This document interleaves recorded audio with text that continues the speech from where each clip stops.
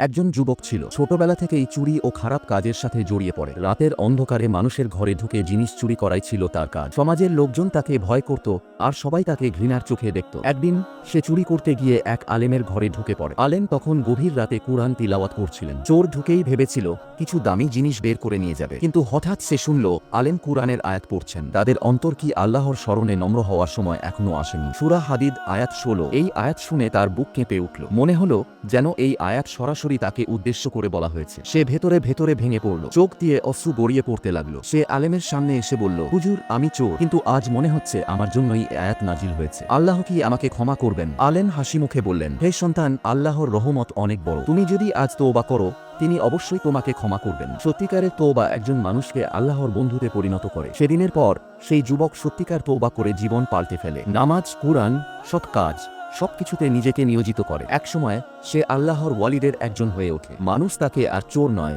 বরং আল্লাহর বন্ধু বলে ডাকতে শুরু করে। এখান থেকে আমরা শিখলাম, এক, আল্লাহর বাণী মানুষের অন্তরকে পাল্টে দিতে পারে। 2, যত বড় গুনাহই হোক, আন্তরিক তওবা করলে আল্লাহ ক্ষমা করে দেন। 3, হেদায়েত কখন আসবে এটা শুধু আল্লাহ জানেন, তাই কখনো কাউকে অবহেলা করা উচিত নয়।